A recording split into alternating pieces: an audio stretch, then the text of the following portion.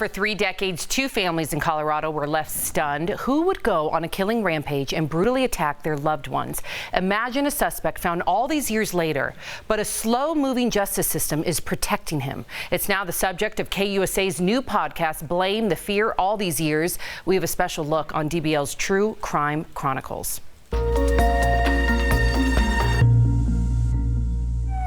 Wake up, there's some man trying to hit us with a hammer. Brutally attacked with a blunt instrument and a knife. Had been beaten on the head with a hammer. It is one of Colorado's most notorious and gruesome murders. I wake up thinking about it. I think about it every day. 1 man, 2 families, and a claw hammer. How can this be happening? The pain is just as fresh for Sherry Letton as it was that cold January night in 1984.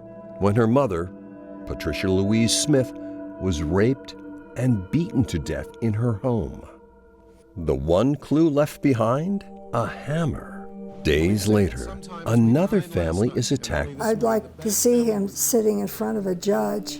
Connie's son Bruce, his wife Deborah, and their daughter Melissa were brutally beaten to death. Their 3-year-old daughter Vanessa barely survived.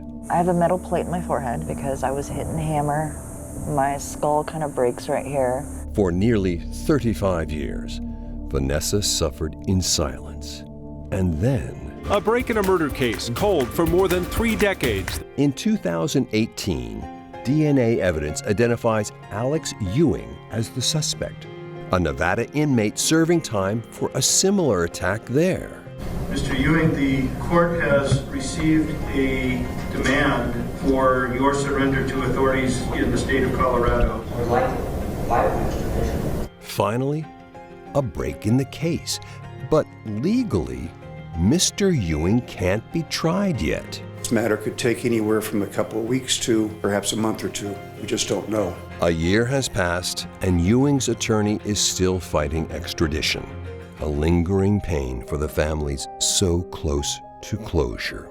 And the excuses are nothing short of, my dog ate my homework. I think he's a waste of oxygen in this world. And for the lone survivor, A lot of my life, I was angry because why did I have to be the only one that lived? Why did my parents die? They were great people. And then I turned out being a junkie. We are joined by investigative reporter Kevin Vaughan from our sister station right here at 9 News in Denver and host of the Blame podcast. So Kevin, here's the thing. There's finally a suspect after all this time, but Alex Ewing and his attorneys are fighting the court system. How is that even justified, and what happens now? They're fighting extradition. They're trying to prevent him from being transferred to Colorado to face criminal charges in these 2 murders from January 1984, murder of a woman in Lakewood and the murder of 3 members of a family in Aurora. And essentially, they are taking every tactic they can to lengthen the court proceedings in Nevada, where he's in prison for another attack, and slow down when he might be brought back here. And the reason they're doing that, his lawyer's been very clear about this, is they're very worried about the death penalty. The murders here are potentially death penalty cases. We're a long way from knowing whether the district attorney would seek the death penalty in them, but they are potentially death penalty cases. Now, I've got to ask you, you found the lone survivor, Vanessa Bennett. She was 3 years old at the time. First of all, I want to just know, what was that moment like when you found her? And also, how has this shaped her life, if you can sort of speak for her? Yeah, so we found her by phone first. Isn't that she lives crazy? in Arizona. I know, it's unbelievable. And then traveled down there and spent time with her. I've been there twice, actually, to meet with her. When this attack happened, she was beaten in the head with a hammer. Her jaw was shattered. Oh, my God. She suffered terrible brain damage, damage to the part of your brain that controls things like emotion, anger, impulse control. So she's had a very difficult life. She's a very sweet person, but she's had a lot of problems with relationships. Of course. She's had problems with drug addiction. It manifests. She lives with what happened to her 35 years ago every single day of her life. Yeah. Is she getting help? Sorry. Is she like... No, that's a great question. Yeah, she's gotten help off and on over the years. She's had ebbs and flows, like a lot of people that struggle with some of these issues. What inspired you to turn this into a podcast, and what can the people take away from this after they've heard it and watched it? Even a long story on television, we will use relatively short portions of an interview.